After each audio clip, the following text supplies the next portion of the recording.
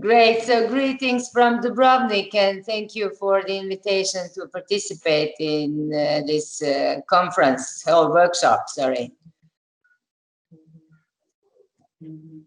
Please proceed.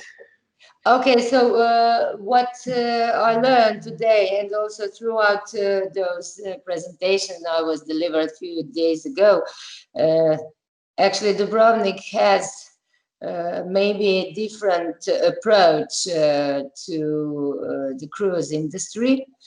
And of course, connected with that, it's the maritime spatial planning and land sea situations which are not in the focus of my work. I'm more in my responsibilities in the local government is tourism and culture, sports, education, etc.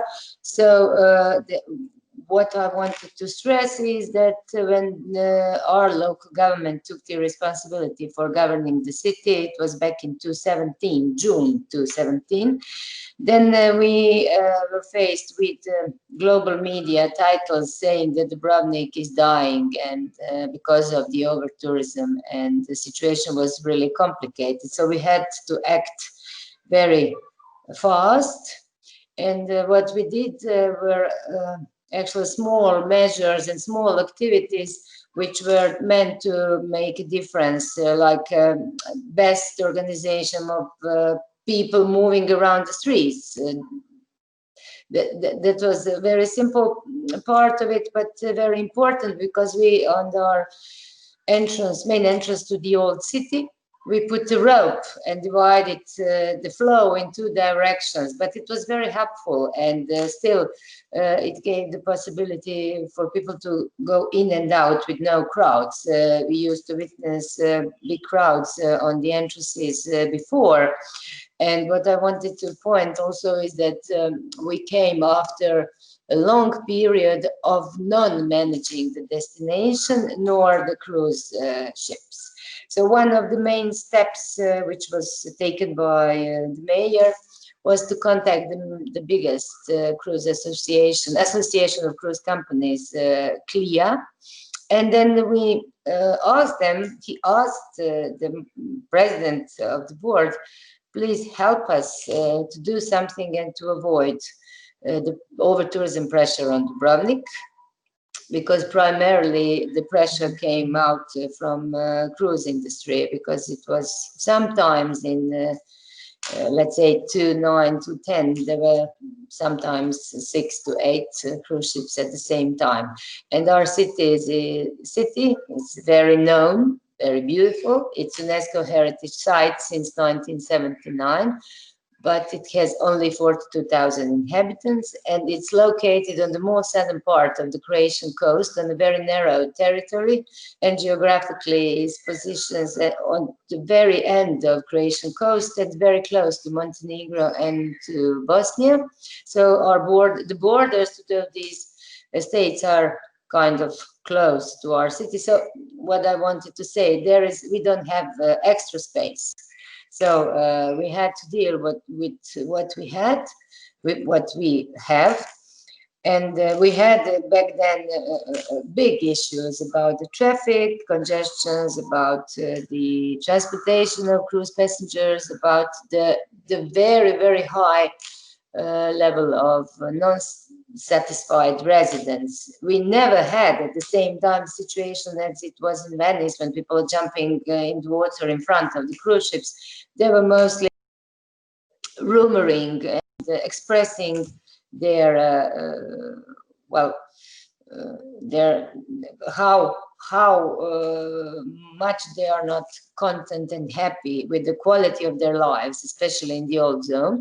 So we started with a program which is a multi-dimensional, multi-functional program, let's say, which is called Respect the City, which involves different programs, activities, measures, like mentioned, the rope dividing street in two directions, up to the new plans for the urban development of our suburb Gruž, which is actually where the port is located. So it's a Respect the city, it's very complex to explain it, but it involves also the strategic planning or strategic documents such as a strategy for tourism and development and with a special accent on cruise tourism.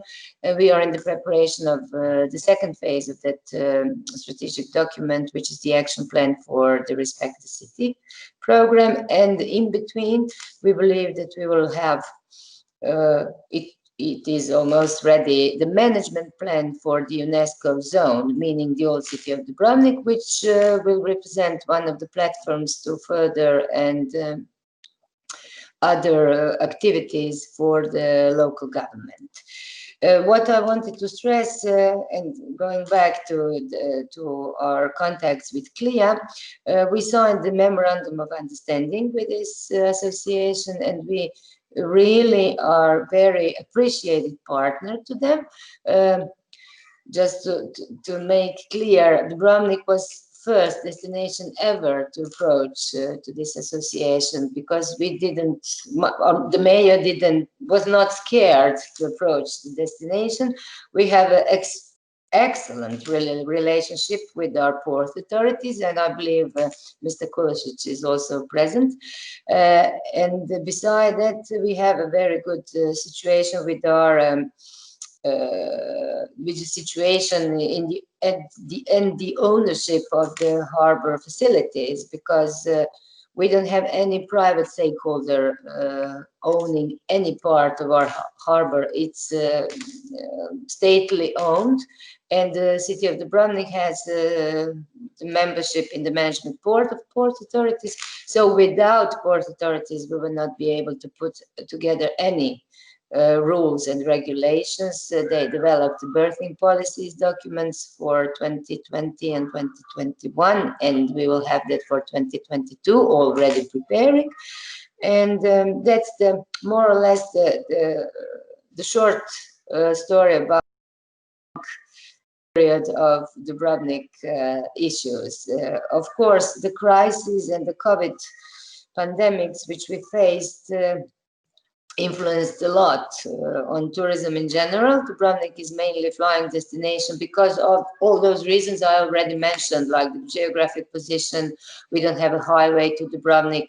We rely on the flying connections, and in regular times we do have like more than 80 direct flights from different parts of Europe. During pandemic summer, we had up to 2025, let's say, which was okay till the moment when the epidemics starts to be bigger in Croatia. Our tourism market number one is UK. So when we got on the red list on the UK market in the second half of August, then the situation changed. So we had up to 20% of the total tourism figures from the last year, and of course no numbers regarding cruise tourism.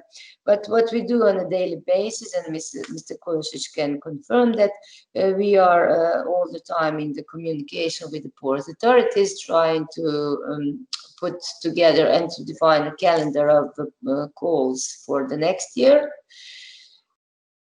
So, according to the law on tourism taxes, which was newly presented last year by the Croatian Parliament, on the city of Dubrovnik, together with port authorities, insisted on having a new type of tax, which is a cruise tax. And on a very specific way, with letting the destinations to decide, the ports to decide. Dubrovnik is one of the Croatian ports to have it, and we will start it in January 2021. We already spoke about it with CLIA and cruise companies. They are aware of what is going to change, and all that money collected from cruise tax will be invested in the city infrastructure, because it will go directly in the local, in the city budget. So what I wanted to refer more is from the Mr. Shaw presentation, saying big cruise tourism is meaning relatively low income. That's maybe the truth, but the income goes from a cruise ship call. Before 2021, it was well collected by the port authorities, and it went straight to the national budget. What we did together with the tourism office 2 years ago was a questionnaire, and we came out, the Institute for Tourism of Croatia came out with the information that average expenditure of the cruise visitor is 59 euros, comparing to very high expenditure of tourists who are staying in Dubrovnik accommodation facility, spending more days in our destination is a lot less, but it is not bad. People were thinking that it's very low, but 59 euro is not low. And we have to say that there is a whole range, whole chain of stakeholders involved in the process of cruise tourism, not only the ports, the port authority, then the port, and then tourism agencies, port agencies, taxis, local transportation services, souvenir shops, coffee shops, etc. Within those berthing policy I mentioned, I have to say that we changed the limit of the hours stay in the port. So we had to prolong the stay, the hours of stay, which is also important because that way you can manage better the embarkation and disembarkation hours, and also what was planned, and also what was published very early early when we started in 2017 was that Dubrovnik wants 4,000 cruise passengers per morning and other 4,000 cruise passengers per afternoon, meaning maximum 2 cruise ships. And that was a kind of a plan which we were not able to have immediately because of the planning and the itineraries and everything. It was not possible to have immediately, or not even in year 2018. But the year 2019 already showed that we managed to have a different situation, and we strongly believe that 2020 will demonstrate all good options and all our projects to be fully applied, but unfortunately that didn't happen because throughout 3 years we developed the web booking for the buses to our main stop, the main entrance to the city. So it's more or less slots for bus arrivals, because we are speaking not only about cruise passengers, but also one-day visitors coming from other regions and even states, as I mentioned, Montenegro and Bosnia. We also developed some other applications such as smart parking, which is mainly focused on our citizens and residents to be able to find free parking space in real time. They have information, real-time information. We do have a prediction of a number of visitors in our destination, which is connected to dubrovnikvisitor.hr, which is a system of cameras counting people entering and going out from the old city. And based on that kind of artificial intelligence, based on the e-visitor system of tourism statistics, based on the weather forecast as well, which is very important, we do have a graphic presentation of on a certain date you can find how the prediction, how many people are already planned based on cruise ship calendar, etc. How many people are going to be, for example, on a certain date during the summertime in Dubrovnik. So that means that a visitor who is coming individually can choose a different date, maybe to provide a better experience. In the focus of all our Respect the City programs are citizens on the first place, and just next to them are visitors, because we want and we believe that we can provide a better quality of experience for our tourists as well. If the citizens are happy, then the tourists will be happier. Thank you for your reflections. Um, I've got one question because you seem to be highly assertive and have managed already a lot since the last 3, 4 years. So I appreciate that, and I will congratulate you with that. But do you think that COVID will be a game changer? Will it change your plans which you have developed the last 2 or 3 years? We will not change any of our rules or activities or measures or anything. We are determined to have strict regulations regarding cruise ship calls, regarding transportation of cruise passengers, because what we were supposed to have as a new service was a shuttle service performed by the public bus company owned by a city. In a certain way, it was also the type of regulation because we avoid a big number of shuttle buses going around the city making traffic jams.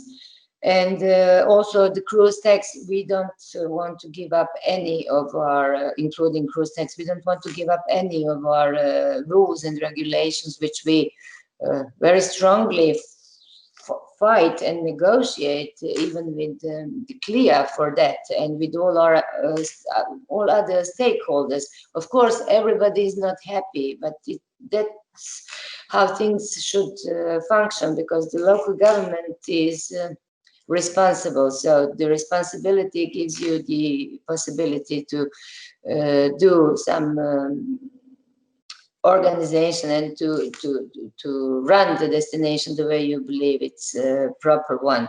So I also wanted to reflect on the moment, the moment which Mr. Renault was focused on, and I believe that Dubrovnik showed the power of the destination. I really believe that, and if you ask for a comment to CLIA members, then probably they will confirm my words. And also, we do believe that it is up to destination to make a difference. And maybe, well, the point is that it's not easy. It's a very long process, and it's not visible very fast. But our program, Respect the City, gave also another, like a public perspective of it throughout the communication tools, which we use to present our citizens what we were doing, what we are doing, or still, and to our visitors that they should behave in certain ways. We put some rules and regulations and showing people that they should be polite and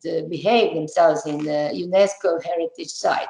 It's not it's very important. We do respect our city, and we have to point that also visitors should do that. But on the other hand, we would like them to have the best quality of experience possible. Thank you for your answer. I've seen that Tom has raised his hand. Do you have a question? Yes, I have a question.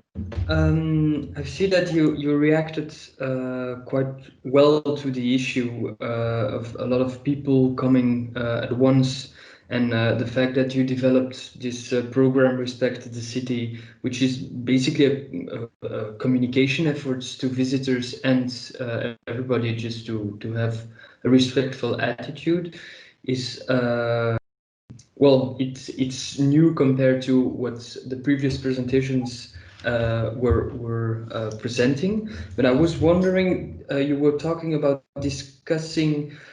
So the mayor had contacted the biggest companies, cruise companies, Yes. to talk about the problem, and you collaborated with the port authorities to Yes. establish this program.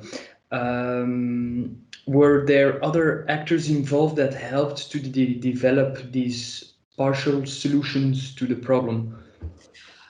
Well, the whole, of course, the city council was involved, the tourism stakeholders were involved, and we are all the time in the communication. We do want to make our work as transparent as possible, but basically the initiative came from the local authorities, because I told you we do have the responsibility and we have to deal with things on our own.